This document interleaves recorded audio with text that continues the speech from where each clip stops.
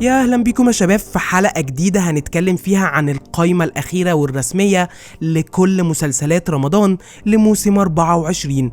السنة دي هتكون ضخمة جدا وهتقدم لنا أكتر من 30 مسلسل من أقوى المسلسلات على مدار المواسم اللي فاتت.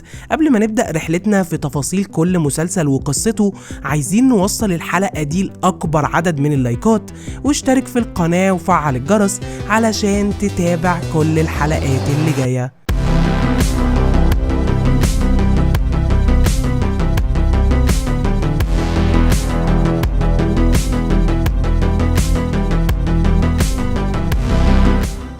المسلسل رقم 1 في قائمتنا هيكون مسلسل فراولة من بطولة نيللي كريم وصدقي صخر وشيماء سيف. المسلسل هيقدم لنا قصة فراولة، بنت حارس عمارة محترفة في قراية الفنجان، بتواجه العديد من التحديات والمواقف الكوميدية اللي بتخليها تتحول مع الوقت إنها تبقى سيدة مجتمع. المسلسل رقم 2 معانا هيكون مسلسل إمبراطورية ميم من بطولة خالد النبوي وحلا شيحة ونور النبوي وميان السيد.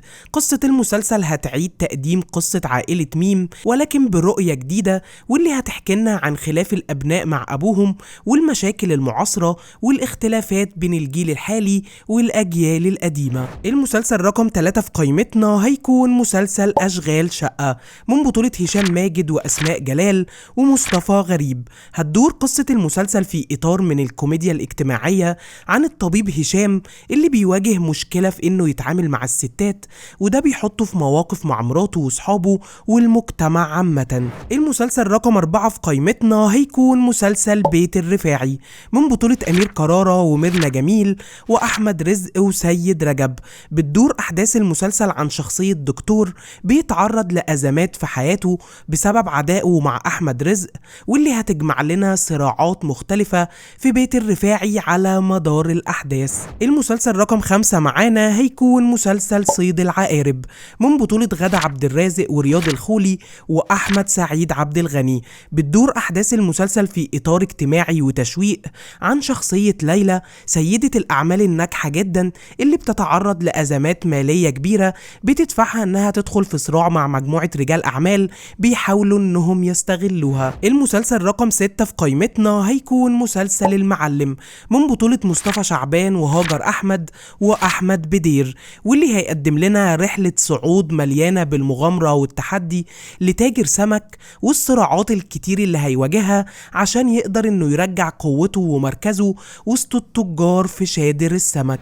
المسلسل رقم 7 معانا هيكون مسلسل رحيل من بطولة ياسمين صبري وأحمد فهمي وحازم سمير. المسلسل هيقدم لنا قصة بنت من الطبقة المتوسطة اسمها رحيل، بتتعرض لمواقف صعبة جدا في حياتها مع قصة حب درامية، ومع الأحداث بتحاول بكل الطرق إنها تلاقي حل لكل مشاكلها البسيطة. المسلسل رقم 8 في قائمتنا هيكون مسلسل كبرى من بطولة محمد إمام ومنى فضالي ومحمد ثروت ومحمود البزاوي.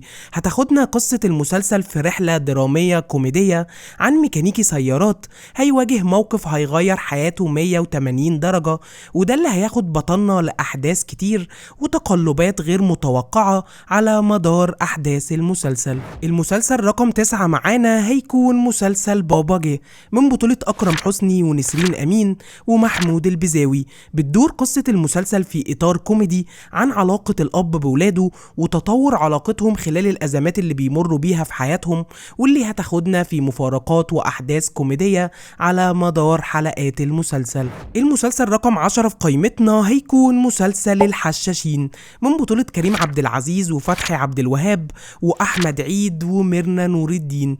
المسلسل هياخدنا في حقبة زمنية قديمة سنة 1000 ميلادي عن قصة حسن الصباح ونشأة جماعة من الأساسنز كانت مشهورة وقتها باسم الحشاشين، وإزاي كانوا قادرين إنهم يختالوا أهدافهم لتنفيذ كل أفكارهم. المسلسل رقم 11 معانا هيكون مسلسل لانش بوكس من بطولة غادة عادل وجميلة عوض وفدوى عابد. المسلسل المسلسل هيقدم لنا قصة درامية كوميدية عن حياة 3 ستات ربات بيوت بيحاولوا انهم يحلوا مشاكلهم، واللي مع الاحداث هيلاقوا نفسهم عصابة بيحاولوا من خلالها انهم يحلوا ازماتهم ويدافعوا عن عائلاتهم. المسلسل رقم 12 في قائمتنا هيكون مسلسل امير العوامري من بطولة هاني سلامة وسوسن بدر ومي سليم وميريهان حسين.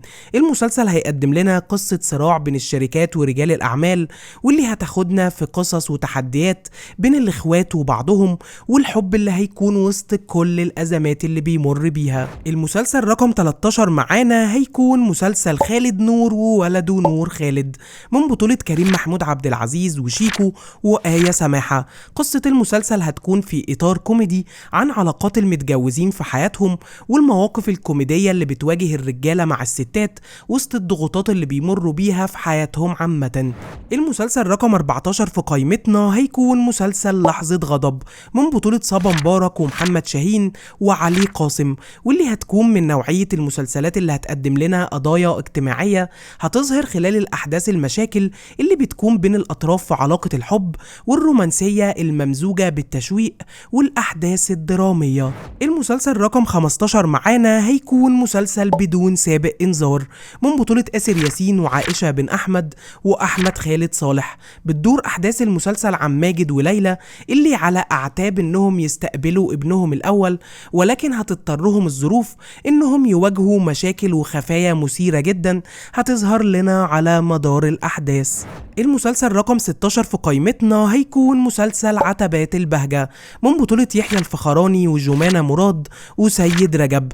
المسلسل بيقدم لنا دراما اجتماعية عن الأجداد وإزاي قادرين إنهم يتعاملوا مع أحفادهم ومشاكلهم، والقصص الممتعة اللي هترجع لنا أجواء ماما نونا. المسلسل رقم 17 معانا هيكون مسلسل محارب من بطولة حسن الرداد وأحمد زاهر وماجد المصري. بتدور أحداث المسلسل عن عزيز محارب من الطبقة تحت المتوسطة بيضطر إنه يسيب تعليمه ويشتغل سواق ميكروباص عشان يساعد عيلته إنهم يعيشوا كويس، ولكن بتحصل أحداث بتقلب حياته تماما في إطار من المغامرة والأكشن.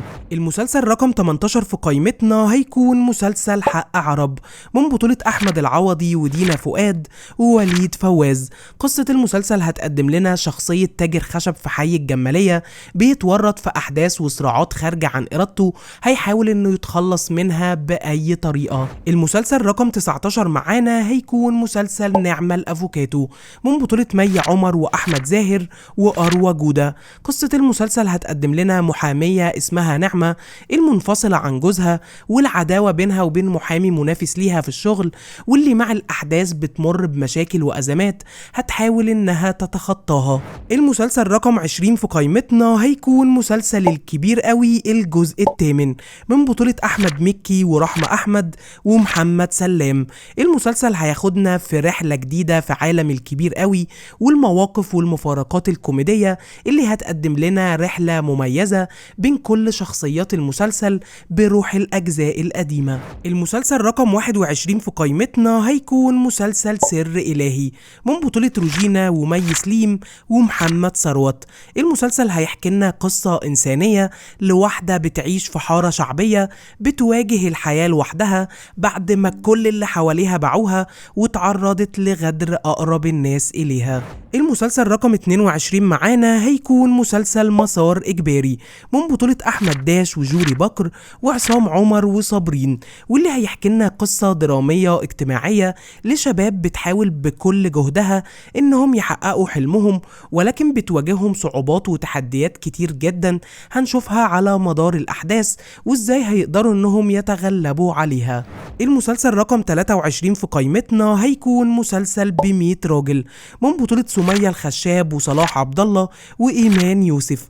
المسلسل هيحكي لنا قصة سيدة بتعيش في منطقة شعبية بتتعرض لمواقف صعبة لوحدها، وده اللي بيخليها تواجه كل اللي حواليها وسط دراما اجتماعية هتغير حياتها تماما. المسلسل رقم 24 معانا هيكون مسلسل المداح الجزء الرابع بعنوان أسطورة العودة من بطولة حمادة هلال وهبة مجدي وفتحي عبد الوهاب. هيقدم لنا صابر المداح صراع جديد مع الجن، واللي هتكون العودة الأكبر للظلام في حياة صابر وسط كل الأعداء اللي بيحاولوا إنهم ينهوا قصته تماما. المسلسل رقم 25 في قائمتنا هيكون مسلسل صدفة من بطولة ريهام حجاج وخالد الصاوي وعصام السقا. المسلسل هيقدم لنا قصة مدرسة تاريخ بتحصل لها صدفة بتغير مجرى حياتها تماما، وازاي هتقدر مع الأحداث إنها تتعامل مع التغيير الكبير جدا في حياتها. المسلسل رقم 26 معانا هيكون مسلسل ألف ليلة وليلة من بطولة ياسر جلال ونور اللبنانية وعمرو عبد الجليل. قصة المسلسل هتعيد إحياء حكايات ألف ليلة وليلة للملك شهريار وشهرزاد التاريخية بصورة جديدة وعصرية تماما عن اللي متعارف عليها، واللي هيقدم لنا عوالم من السحر والأسرار بشكل مختلف تماما. المسلسل رقم 27 في قائمتنا هيكون مسلسل بدون مقابل من بطولة هاني رمزي وداليا البحيري وعمرو عبد الجليل. المسلسل بعكس عادة هاني رمزي هيكون بعيد عن الكوميديا، وهيقدم لنا بطولات رجال الأمن في مكافحة الإرهاب في إطار اجتماعي مختلف. المسلسل رقم 28 معانا هيكون مسلسل قلع الحجر من بطولة محمد رياض وسوسن بدر وسهر الصايغ. بيتناول المسلسل مجموعة قصص حقيقية حصلت في النوبة والصعيد، منها قضايا حقوق المرأة والعادات والتقاليد المختلفة اللي بتكون في المناطق اللي زي دي. المسلسل رقم 29 في قائمتنا هيكون مسلسل أعلى نسبة مشاهدة من بطولة سلمى أبو ضيف وليلى أحمد زاهر وانتصار. بتدور أحداث المسلسل عن بنت من عيلة بسيطة مهووسة بالتيك توك والمشاهدات والسوشيال ميديا، واللي بسبب هوسها ده بتقع في مشاكل كبيرة جدا ما بيبقاش سهل إنها تخرج منها بسهولة. المسلسل رقم 30 معانا هيكون مسلسل العتاولة من بطولة أحمد السقا وطارق لطفي وباسم سمرة ومي كساب. قصة المسلسل هتقدم لنا صراع كبير جدا بين اتنين اخوات في حارة شعبية، واللي هياخدونا في مغامرة ومفاجآت كتير من المافيا والصراعات القوية جدا. المسلسل رقم 31 في قائمتنا هيكون مسلسل إثبات نسب من بطولة درة ومحمود عبد المغني ونبيل عيسى. بتدور قصة المسلسل عن بنت بتتجوز راجل أعمال مشهور بتخلف منه طفل، ولكن بتواجهها مشكلة في إثبات نسب ابنها، ومع الأحداث بتحاول بكل جهدها إنها تثبت الحقيقة. المسلسلات دي كلها المفترض إنها تكون معانا بشكل رسمي في شهر رمضان، ولكن احتمال بسبب مشاكل إنتاجية أو زحمة المسلسلات يتم تأجيل أي عمل لوقت تاني. وبكده تكون حلقتنا النهاردة خلصت. أتمنى تكون الحلقة عجبتكم. اكتب لنا كومنت بالمسلسلات اللي قررت تتفرج عليها، وقول لنا من وجهة نظرك ايه أفضل مسلسل هيكون معانا خلال شهر رمضان. وقبل نهاية الحلقة ما تنساش تدعمنا بلايك وتشترك في القناة وتفعل الجرس علشان تتابع كل الحلقات اللي جاية.